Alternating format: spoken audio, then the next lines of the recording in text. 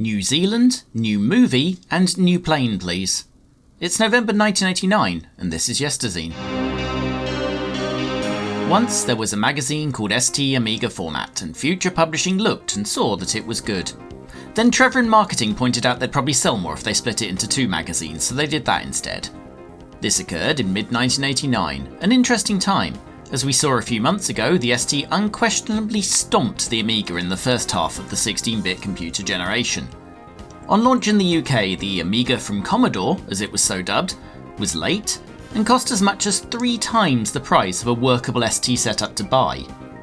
Commodore's marketing was faulty, clearly hoping the C64 would still be the home choice, and the company was plagued by internal fighting and former CEOs suing them, while Atari, possibly just by random chance, briefly had their stuff together. The A500 came along in 1987 and helped, although was still initially notably more money. And despite some dissenting voices in the comments of that mid-1988 video, some of whom might even have watched it, 18 months later, approaching Christmas 1989, Atari still have their nose in front. Some basic evidence can be provided from magazine sales, surely the best indication of how many normal humans are actually using the machines. The Crawl would point out the unfortunately cropped masthead on my scan of AF promising to be the leading magazine for Britain's only Amiga owner. More sensibly though, early in the new year, both ST and Amiga Format would get their first sales figures, covering the last 6 months of 1989. ST Format was comfortably ahead, 43 to 40,000. It's still impressive though. A year previously, the only figure we have, the combined magazine couldn't get much above 30. As we rejoin the action, we're in November 1989 and we know the Amiga is about to gain the ascendancy. So we'll investigate. Are there clues for the Amiga's breakthrough? What happened to that gigantic initial price difference? Did Commodore finally pull their finger out and hire a marketing department that didn't think the best way to play Quiplash was to write kazoos for every answer? And there are games, of course. That's rather the point. There's no point burying the lead here. Amiga Format certainly don't. The inside front cover is an advert for the tie-in game to the Batman movie. Tim Burton's then very recent take on The Dark Knight had popularised the less cartoony version of the world's most lovable billionaire. It wasn't quite the highest grossing movie in the UK, beaten by the final Indiana Jones film and perhaps more surprisingly all-time classic Who Framed Roger Rabbit. But it was probably a bigger cultural touchstone than either for the time, and also managed a better week 1 than both.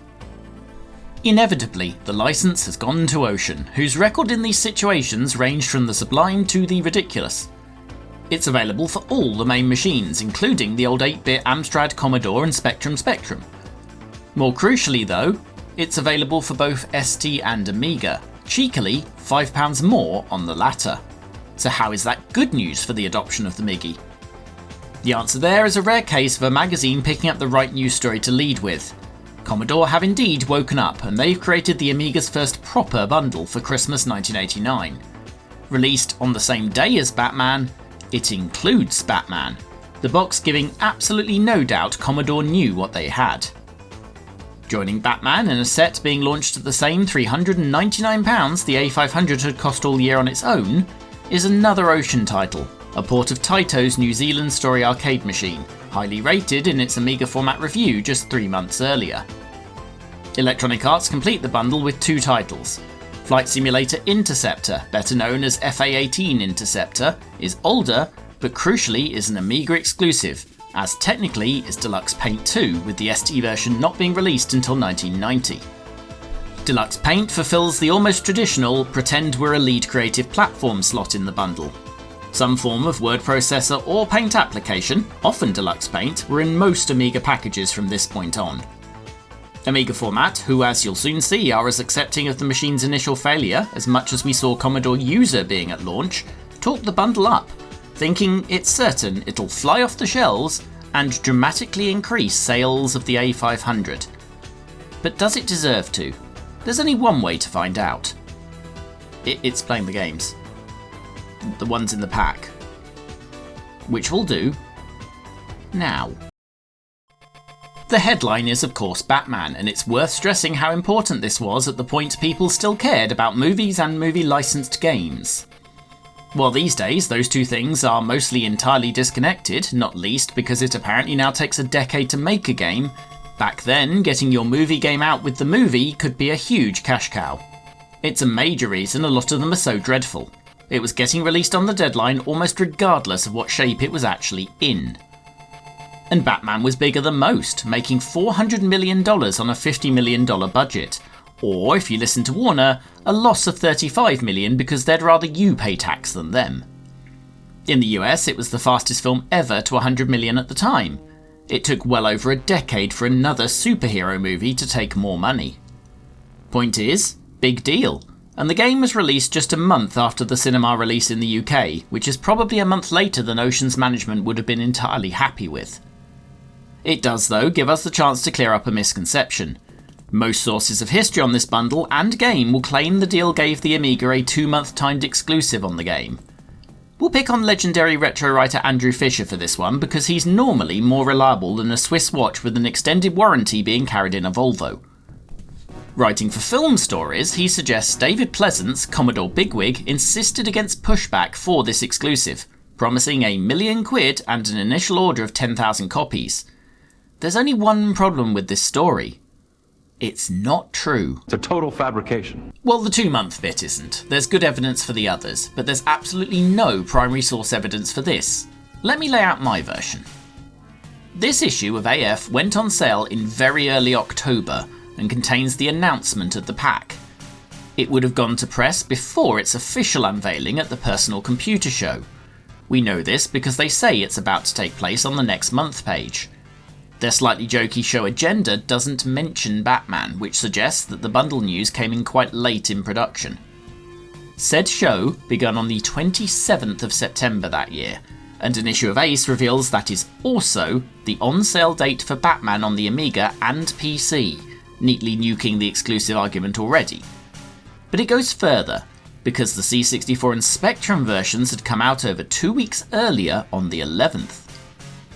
The ST version was indeed slightly behind, but again the difference is 2 weeks, launching on the 14th of October. My best guess is those 2 weeks the MIGI had the game and not the ST might, with some muddying in the retelling, have got turned into a 2-month full exclusive. Contextual sources tend to support this. ST Format reviewed Batman in an issue released 5 weeks after the review in Amiga Format, which is the one after the one we're in. Commodore User, though, covered both the C64 and Amiga versions in an issue released before either. The important other information, though, is that said issue shows Batman entering the C64 charts, albeit only at number 3. It is not in the Amiga chart. It appears in the Amiga chart, again not quite at number 1, the next month, by which point it's number 1 on C64. For further proof, December's CVG All Formats chart lists Batman as a new entry, on the 8-bits only. 1 month later, it's on both the 16-bits. I'm pretty comfortable at this point saying the Amiga didn't have 2 months on anyone and was behind the 8-bit versions. As a game, Batman goes a bit Route 1, at least initially, as we're basically dealing with Ocean Maker platformer here. Although that said, white Batman can't jump. To move around, you need a grappling hook affair, which I'm loath to look up on the grounds it'll probably be called the Batline or some equally tedious portmanteau. It's a good thing there was never a Klingon crossover, you'd need a Bat-Batleth.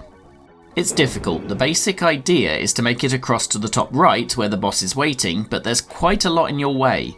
The various kinds of henchmen can both shoot and drop bombs through the level. There's a bunch of environmental hazards, and perhaps cruelest of all, Batman takes fall damage. That Batline is not easy either. Most of the time you're just using it vertically, which is okay, but slow. There's several places though where you'll deploy it diagonally, which is going to make you swing, and by the way, you'll also take damage if you hit a wall. This is a lot harder, especially as the first place you're going to encounter this in the game is also where there is acid dripping on you, so it's demanding pixel-perfect positioning, probably under fire from the off. MVP of this episode, my plosive filtering. Enemies are at least dispatched easily using the Bat Ninja Stars, as I'm sure they're called. But while the enemies can shoot through platforms in diagonal directions, you can't. These are my initial goes, and I'm missing 2 important facts. Firstly, that contrary to my initial impressions, you can stop when ascending the bat rope. Not knowing that here means I was frequently committing to some very bad decisions. And secondly, you do have a diagonal weapon. If you can get an enemy in the clear, you can kill them by sending the bat line in their general direction. This I learnt from watching a World of Long Plays video is the easy way to kill the end boss of this level. Even they only get to said boss on about 10% health, which explains why I know a lot of people who think this style of gameplay is the whole game. It's because, like me playing fairly, this is as far as they've ever got. And on that basis, I think you'd be disappointed if the little brother you passed down your C64 to had got his version 2 weeks earlier, because it's not giving a lot away so far. The baby version starts with a near identical level that plays near identically. We can accept that's the C64 overperforming as much as anything, but you're paying 2.5 times as much for this, and Commodore are pinning the entire machine's hopes on it. You'd expect more. And to be fair, you get it. The game does not put a lot of its story into the actual game, but the manual tells me that we've rescued Vicky Vale. Off screen, apparently. You wouldn't know her. She's held prisoner at a different chemical plant. Level 2 is about escaping, and it's taken a hard left turn into being a driving game. At first glance, it's similar in gameplay to almost any other arcade driving game on the system. There's some wrinkles though. The Batmobile is even more spongy than the Bat himself. Collisions with traffic or the side of the track will kill you very quickly. This could normally be worked around, but you've got some bigger problems. The first, you've noticed me failing repeatedly. You have to take side streets. To do this, you can't just slow down, indicate and wait for the lights like a normal person. Instead, you shoot the back grapple out the side, hook a lamppost, and apparently that will work. This represents a rare moment of the game being nice to you. You get 3 attempts to make any given turn before running into a police roadblock that's apparently on the Joker's side rather than yours. The turns come quickly, sometimes showing almost as soon as the game starts again. You'll probably have to successfully make 30 of them in your 5 minutes to finish this level. You'll also cover 100 distances. What those distances represent, I'm not sure. Still, the cheat code I used to skip to this level also gives me infinite lives. Otherwise, once you'd lost 3 over this and the near impossible previous level, you'd be right back to the beginning of the game. Armed with this, I spend some considerable time working down to a point where I'm only losing slightly badly due to other time or car energy. Which is the point I realise there's a restart point at 50 distances to go, and that I can just do in a single life. Which does give us the chance to admire the graphics. For an Amiga game this early, it looks rather nice and the frame rate is unimpeachable. It's got high on display in a shop points, and I suspect the Batman pack relied heavily on that at Christmas 1989. I'm sure it looks a lot better than the ST version. Whether you agree with me probably hinges on whether you noticed me switching to the ST version just before I started talking about the graphics. They're virtually identical, with differences I might even be able to pin entirely on their respective FPGA cores. For a fair test, I'm running both these on the same HEBA Multi-System 2 machine. Certainly playing the ST version after the Amiga, I'd forgotten what the latter looked like, even before I'd died the first time. The ST one does seem to have a tougher time limit, but frankly that could have just been the beer I had while playing the Amiga one. And again, for the existing owners, the ST version is a $5 cheaper. This is on looks, of course. The second that AY chip starts up, you know it's the ST version. There's 1.5 more gameplay styles in these 16-bit versions. After the driving success, you go into a clone of the game Mastermind. The Joker is trying to do a poisoning, and you need to work out which 3 products have the poison. You know, rather than just throwing all 8 in the recycling bin like a normal bat. Selecting 3 at a time, you are told how many are right. I finish it on the second try. It does feel like a basic minigame with a little too much luck for a game that, I remind you, gives you 3 lives to finish the entire thing. Then the 3D engine returns for the Joker's plan to hide his poison gas in balloons. You, in the Batwing, and apparently that's the real name, solve the problem by cutting the ropes holding the balloons, leaving them to fly off and land in New Jersey instead, damaging nothing of value. It's slightly weird this is the later level, because frankly there's a lot less going on here than with the car. There's no enemies, there's no tricky junctions, and really there's no strain to stay on the road, at least if you're willing to burn 1 life finishing this. You can change speed, and obviously I'm showing that off here, But on my first go, I simply didn't and cruised through this section using the mid-level restart just once. It's quite easy to cut the rope rather than hit the base or the balloon itself, and it seems much more generous with the mistakes it lets you make than the other driving section or any of the rest of the game. I assume they think a vanishing number of people would actually get here, which is why the harder but more glamorous level using the same engine got promoted. This is borne out by the last level being an even more annoying version of the first one, which I quickly lose the will to continue. If you're any good though, this entire game can be completed in 20 minutes, as Ian Longplay proves, possibly with infinite lives and some quiet editing. So what we have here is a qualified success in 2026. No question that getting Batman into a bundle on day one was a masterstroke for Commodore, possibly the only time you can ever say that. But as a game now, I might create enemies by saying that really it's still an Ocean movie license and not one of their absolute best. Outside of the context of the bundle, it doesn't do a lot for the Amiga because that ST version is both near identical and a $5 cheaper, something the one for 16-bit games picked up on when they reviewed it. Which leaves me, playing it today, thinking I'm doing so more for what it represents than what it is. Continuing in the bundle, we move to something that on first glance is a completely different prospect, Taito's The New Zealand Story. It's not a film license, it's an arcade port. It's not a multi-genre game, it's solidly a platformer. It's not the dark, possibly overdark, aesthetic of Batman, it's incredibly cartoony. The first similarity though is that Commodore played a blinder. The New Zealand Story wasn't quite simultaneously the bundle and the release, but it was only about 3 months old when it got wanged into this box. Amiga Format reviewed it in their first issue and got somewhat overexcited, awarding a full 94%, the third highest score they would ever give, an equal to Cannon Fodder, Civilization, Speedball 2, and at least 2 Sensible Soccer. Cooler Heads at the 1 took 10% off that, but revealed similarity number 2. The New Zealand Story cost Amiga owners an extra $5 over their ST friends. One difference though is you're certainly not mistaking this for the 8-bit versions.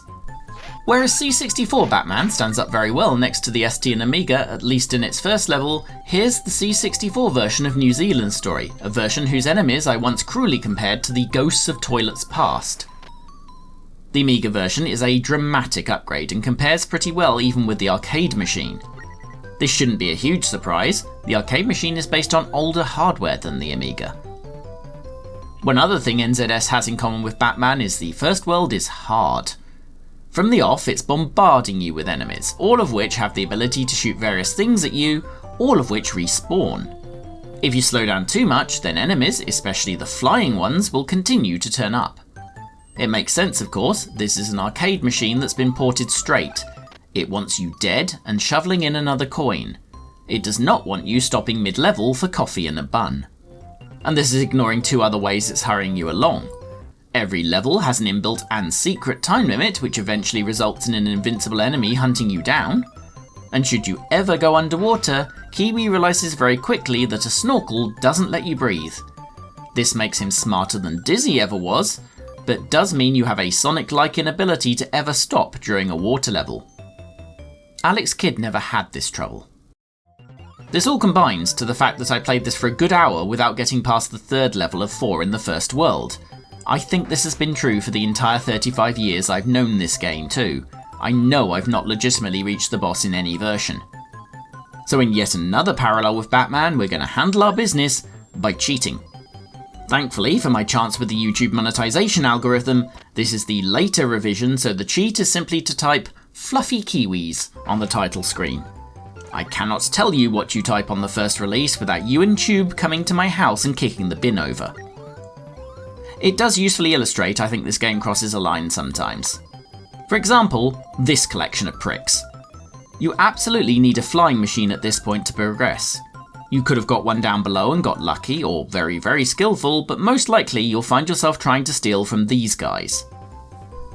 They shoot upwards. You have to bait them to get them to come high enough you can shoot them, and you will almost certainly get shot trying to steal one of their, let's call them ships afterwards.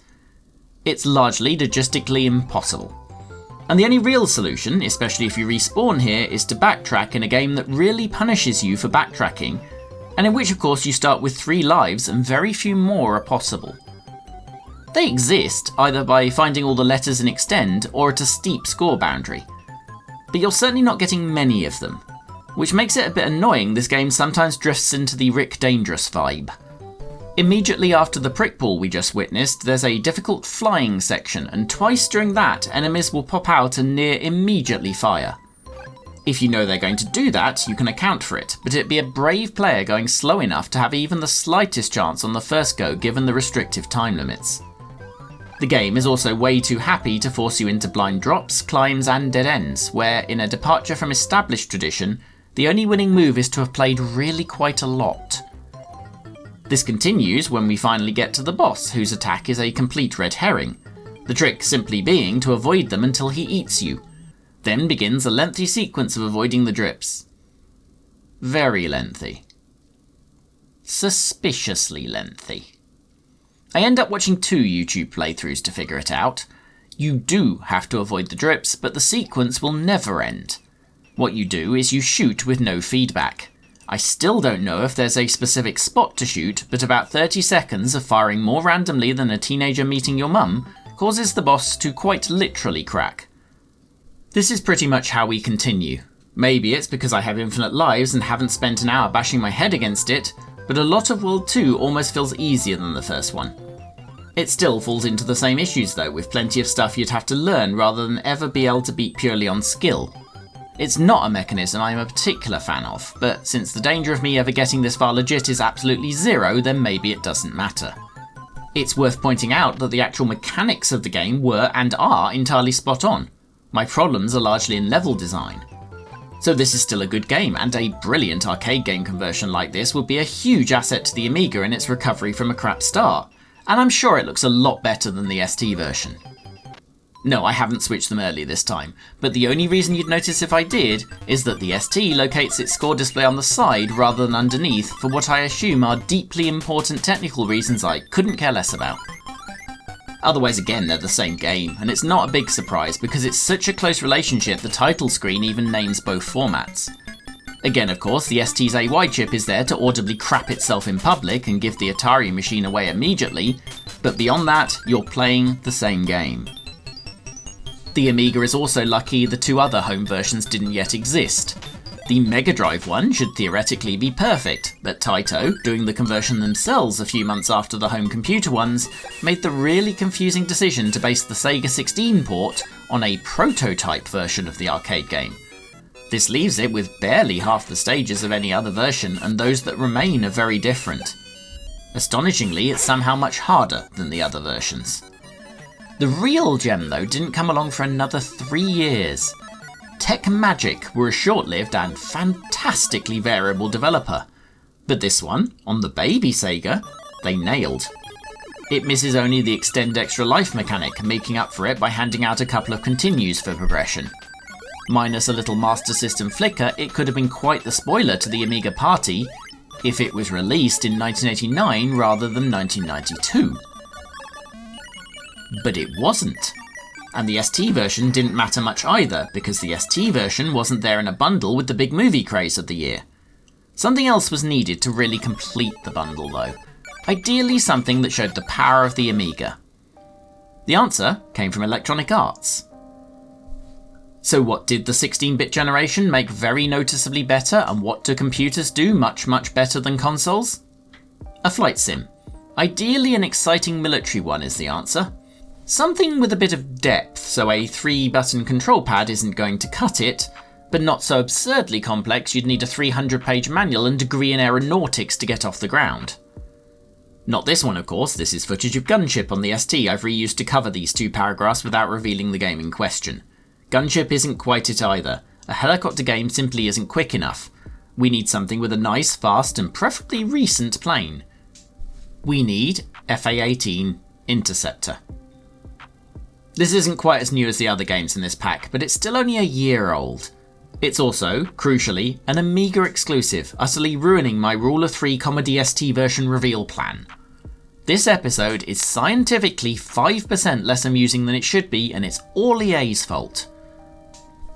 FA-18 got an enthusiastic reception on release in the middle of 1988 though, as high as 96% from Amiga computing, but also 91% from the old ST Amiga format, and 9 out of 10 from Commodore user. Even its 1991 budget re-release saw 80s and 90s from everyone, and even the generally sim-phobic Amiga Power put it well into their first top 100. Its legacy lasted long enough, Amiga Format and CU Amiga printed tips for it in 1997 and 1998. To give you an idea where we're pitching this, Gunship's manual is a small for microprose 87 pages. This is 28, the entire second half of which is a spec sheet for the FA-18 Hornet that you'll fly for the vast majority of the game. Side note by the way, a couple of commentators on the previous ST-based video tried to tell me I was wrong and the Amiga was never released with less than 512 kilobytes of usable RAM. If this was true, then it's interesting that 3 years after that, this game feels the need to make clear you need at least 512 kilobytes to run, isn't it? The demo you've been watching is pretty compelling, and there's a comprehensive tutorial showing you a bunch of moves you can do in your lovely plane. The screen does not tell you how to do them, but the manual does. I spend a perfectly lovely time in the simulator doing a bunch of them correctly, a bunch of them badly. Which is which? Who knows, the game doesn't appear to roll forward at any point. Or it thinks I've got none of them right, which would mean it's being brutally fussy about, say, an inside loop, which is literally just pull the stick back. Never mind though, let's see what an actual mission brings us, that's the best way to learn. Except we can't because you have to qualify for the real missions by successfully performing a landing on an aircraft carrier. Easy! I'll just do one of the most difficult and dangerous moves in all combat flying using a digital controller and with no actual training whatsoever. Still, I'm game for a laugh. We take off, do a couple of loops of the area, lose where the carrier is, find it again, accidentally land on the sea. Take off again, fly around, lose the carrier, find the carrier, attempt to land on it sideways, and... well, at least I was technically first in the lunch queue of the now destroyed officer's mess. Which, to be fair, now much more accurately named. The second attempt is frustrating. I very nearly have it. In fact, I absolutely do have it. Or I would have if I'd remembered to put the landing gear down, and it turns out that FA-18s are not luge compatible. A big oversight by McDonnell Douglas there. On the third attempt I also do well, but throttle back too much, then too little, and eventually try to use the wing as a landing gear. The game yells at me, probably because they're a little cranky having not been able to eat their lunch for some reason. This is an artificial game over, I could literally just select the qualification mission again, but for the purposes of this video, it'll do us. This is the missing link of the bundle. It's a proper, fairly deep piece of flight sim that absolutely complements the two heavily arcade offerings elsewhere in the pack. It was never going to be the glamour game of the three, and it isn't. But it's a thing consoles were still struggling to do. Even much later credible Mega Drive attempts from Microprose and EA themselves would just be hamstrung trying to cram this game's 10 throttle keys, 9 view keys, and 18 control keys onto just 3 buttons. And of course, it's a genuine win over the ST, whose most obvious point of comparison is Microprose's F-15 Strike Eagle, which on ST looks like this. The sequel to F-15, of course, looks very similar on both Amiga and ST, but since that wouldn't come along for 2 years, it's rather a moot point. If people had somehow overlooked the allure of new superhero game and a recent arcade game looking entirely on point, this would have brought a large portion of them on board. So we've seen the bundle, but how well did it work? Sales figures for the Amiga are surprisingly difficult to find. The best I've done for overall yearly figures is this graph. It was put together by Ahoy and explained in a video I am absolutely not going to rip off the research for here. It's linked in the description. Go watch. And then watch his other video about how the Amiga flatlined. It certainly shows a marked upturn in the Amiga's fortunes, with the Amiga 500 coming on mainstream during 1988, and then a golden age from 1990 to 1992. It also solidifies how badly the initial consumer level launch went. The only machine-specific figures he can find are Germany, one of the Amiga's best markets. The CD32, considered one of the biggest disasters of all time, sold 25,000 in its year on sale. The A1000 was the only Amiga for twice as long, and sold with a rounding area of the same number of units, albeit at a much higher average price. Even in this issue, Amiga format except the A1000 caused a stir, but that disturbance faded to a ripple, and that its thunder was stolen by the Atari ST. But what do we know about the bundle? Well, despite the bravado in Amiga format and from Commodore themselves, we have pretty good evidence they only committed to 10,000 units initially, a figure that would have been useful, but barely moved the needle on a machine just about hitting 1 million worldwide sales at this point. Commodore clearly weren't betting the farm either. It was notable at the launch of the Amiga at nearly £1,500, they still considered the C64 to be the machine the normal person should buy. And while the minimum entry price is now a quarter of that, due in no small part to the Amiga not needing to be sold with a monitor, 2 years after the A500 launch, Commodore haven't quite let go. The Batman pack was launched alongside a major push for the 64. The Light Fantastic pack gave you the second generation C64C, a light gun, 3D glasses, and a big pile of games and applications. This notably includes the Shoot 'em Up construction kit, a typing tutor, a Best of Ocean compilation, and cheekily, Batman the Caped Crusader, which isn't the game we've been talking about all episode, but Commodore were probably hoping you might think it is.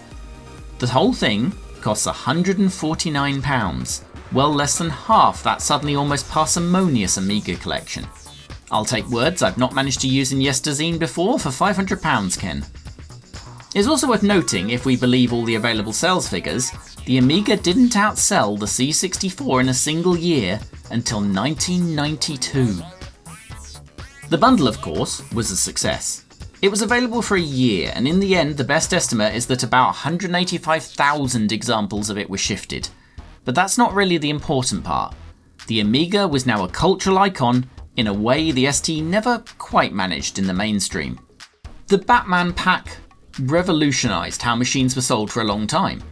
It is, as far as I can tell, the first proper branded pack of this nature, certainly the first to make an impact. Immediately preceding it is the Amiga pack I have, which is just called the Have a TV Modulator, I guess, pack. Some other retailers had bundled games, of course, most notably the 10-star pack of Silicas that was available for a few others as well. But there's no concerted marketing push for this, there's no branded box, there's no giant cult classic sensation of the moment banner in Dixon's. For the next generation, it became the way to sell machines. It was followed by a bunch of focused bundles promoting a small number of headline and generally pretty recent games. Cartoon Classics being the other famous Amiga one. That took the same approach of leading with a huge media license, Simpsons, and pairing it with something arcade and something thinky, in Captain Planet and Lemmings. The approach was copied elsewhere. Even Sinclair got in on the act the next year with a light gun-based Spectrum package based around James Bond. Nintendo went with the Turtles. Sega, who had always bundled a game with the Master System, stepped up a gear but kept it in-house, making much of bundling Sonic when it was still a relatively new game. Atari too saw the value in bundles. In fact, they'd beaten Commodore to the punch with the Atari Summer, Super, and Power packs across 88 and 89. These though were more official iterations on the 10-star principle. Power contained a massive 20 games for the same total hardware price as the then naked A500.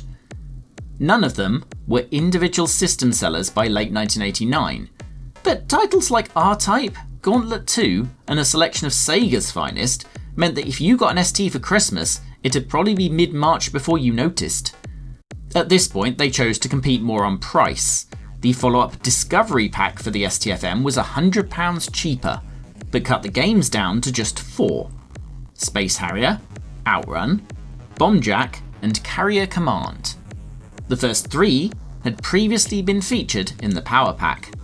They also launched the STE, a more capable model that could very nearly go toe-to-toe with the 500. Unfortunately, after a 4-year period in which they could do little wrong, they reverted to old Atari and failed to bring any of them to its own launch event, which unfortunately coincided in both timing and location with the Batman pack launch. The torch had been passed. I mentioned that in the last months of 1989, Amiga format had been outsold 43,000 to 40,000 by its ST sister. 6 months later, Amiga format had risen 41% to 57,000 copies a month. ST format just 17% to 50,000. The second half of that year, AF was now leading 81,000 to 55,000. Amiga format peaks in the first half of 1992 at 161,000 copies a month. By then, it's nearly 100,000 copies clear of STF. The Amiga had shot into a lead so comprehensive it's rewritten history for many to pretend the ST didn't have those 4 years in the sun. From then on, it had no meaningful computer-based competition in its price point. The problem is, of course, the competition at its price point would very soon not be the computers. While the PC knocked off the high-priced Amigas and their lovely profit margins, it was the consoles that came for the 500 and 1200. The Mega Drive got a lot of the Amiga games, and it generally did them better. The now dirt cheap 8-bit consoles, and indeed to a degree even the 8-bit computers, hung on in there. And the PlayStation would absolutely have finished the deal if Commodore had come close to living to see it. The Amiga was UK computing for a while there, but it was only the king from 1990 to 1992. If the candle that burns twice as bright only burns half as long, the Amiga was a forest fire. And one that, thanks to Commodore mismanagement, became a tyre fire that still smoulders away. It's a credit to it though that in 3 years at the top it made a lasting cultural impact. Almost anyone that's played a video game knows of it. Almost anyone in their 40s and above had fond period memories of it. And there's only so many machines, or indeed fashions of any kind, that can say that. On what is almost exactly the real 40th UK anniversary of the machine as you watch this, Amiga, we salute you. But maybe ask some of your fans to let it go, yeah?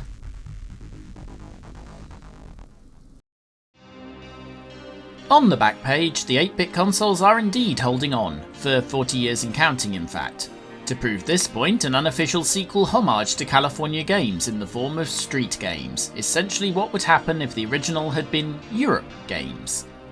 Included in this new and fine pack are Marbles, Street Soccer, Slingshot, Soapbox Car, and the nightmare of every kid, fetching the ball from the neighbour while escaping the dogs. Who needs a half-pipe? And it's got to be better than California Games 2, right? I'll level with you, I wrote this copy in mid-April, so I don't know if it's out yet, but check the description for details and maybe check out Team Minero's other work in Operation Amazon, originally presented as a demo in this year's SMS development competition, but developing very nicely into a game. And while you're in the description, join our Discord, where you could already be talking to Mr. Minero about this game, and see a bunch of behind the scenes from me and multiple of your other favourite, too small for a Discord on their own gaming channels. Then like, subscribe and remember to return here at the end of next month for a machine I've neglected too long, making a triumphant reappearance. Later, Shrooms.